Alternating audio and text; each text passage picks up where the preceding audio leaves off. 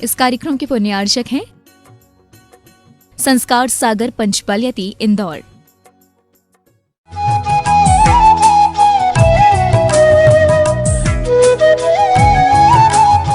आज हमें एक बात समझने की है कि संत साधु जब हमारे नगर में आते हैं तो लोग कहते हैं उत्सव हो जाता है।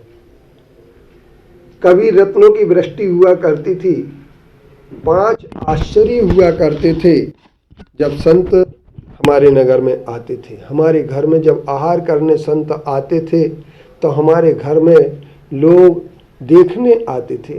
प्रश्न ये आप लोगों के मन में आएगा कि आहार देखने में क्या देखते हैं? आहार उठा करके ले रहे हैं, इसमें देखा क्या जाता है?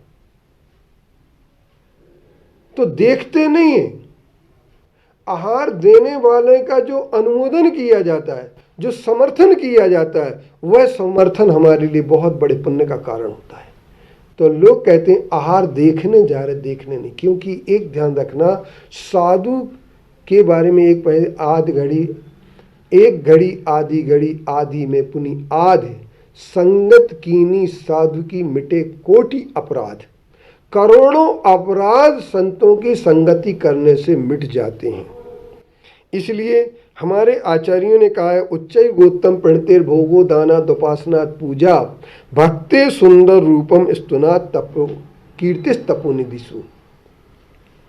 तपोनिधियों में, तपस्वियों में यदि हम तपस्वियों की भक्ति करते हैं, यदि हम तपस्वियों के लिए नमस्कार करते हैं, प्रणाम करते हैं, तो प्रणाम करते समय हमें उच्च गोत्र की बंध हो जाता है, 100% पुण्य बंध होता है। उच्चै गोत्रम प्रणते, प्रणीति नमस्कार करने से उच्च गोत्र होता है। तो कई लोग कई लोग ऐसे होते हैं, हमने देखा है, जब उनकी दुकान के सामने से कोई महाराज जी निकल रहे होते हैं तो वो दुकान की तरफ पीछे मुड़ करके देखने लगते हैं, कहीं इधर करने लगते हैं, मायाचारी करने लगते हैं, ताकि महाराज जी को हमें प्रणाम ना करना पड़े। लेकिन वो भूल जाते हैं कि उच्चै गोत्रम प्रणते, अगर मुनि साधु को नमस्कार करेंगे तो उच्च गोत्र की प्राप्ति होगी। और यदि हम उनके लिए दानात उपासनात पूजा, अब वो कहते हैं भोग की प्राप्ति होती है यदि उनको दान देते हैं, और उपासना करने से हमें पूज्य स्थान प्राप्त होता है, और यदि हम उनके सम्मान स्थान प्राप्त होता है और भक्ति करते हैं उनकी, तो सुंदर रूप प्राप्त होता है। ये कोई साधारण व्यक्ति ने बात नहीं कही है। ये बात आचार्य समंतभद्र देव जैसे तार्किक विद्वान ने ये बात लिखी है। इसलिए मेरा विश्वास है कि इस बात में किसी प्रकार का संदेह नहीं हो सकता है।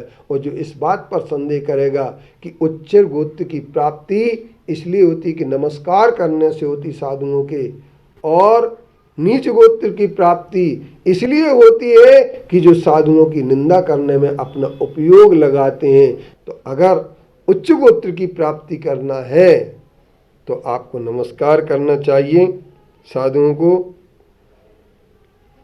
और यदि आपको भोग की प्राप्ति करना है तो साधुओं को आहार दान देना चाहिए। क्योंकि मेरी ये मान्यता थी जब मैं उस समय जुड़ा था उन लोगों से कि सबसे बड़ा दान ज्ञान दान होता है। लेकिन मैंने जब 2011 में स्वामी कार्तिकेयन परीक्षा की उस गाथा को ध्यान से पढ़ा, जिस गाथा में ये कहा गया था कि उच्चैर की सबसे बड़ा दान आहार दान होता है, आहार दान से बड़ा कोई दान नहीं होता है।